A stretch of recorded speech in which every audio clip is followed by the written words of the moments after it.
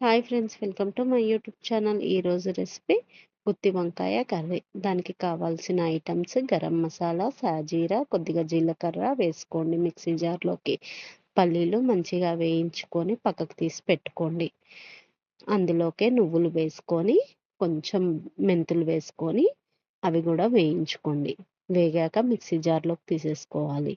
తీసుకున్నాక సన్నగా తరిగిన కొబ్బరి ముక్కలు కూడా మంచిగా వేయించుకోవాలి. వేసుకొని మిక్సీ జార్లోకి తీసేసుకొని కొంచెం ధనియా పౌడర్ వేసుకొని మిక్సీకి పట్టేసుకోండి. ఇందులోనే కొంచెం అల్లం వెల్లిపాయ పేస్టు, ఉప్పు, కారము, పసుపు వేసి మిక్సీలోనే ఈ ఉల్లిపాయలు కూడా వేయించుకొని అవి కూడా వేసుకోండి. కొంచెం చింతపండు వేసుకోండి. వంకాయలు కోసుకొని 4 ముక్కలుగా ఉప్పు నీళ్ళల్లో వేసుకోండి.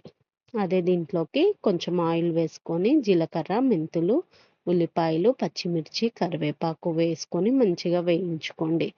వేగాక ఈ వంకాయ కూరలో మసాలా పెట్టేసుకొని ఆయిల్లోకి వేసేసుకోండి.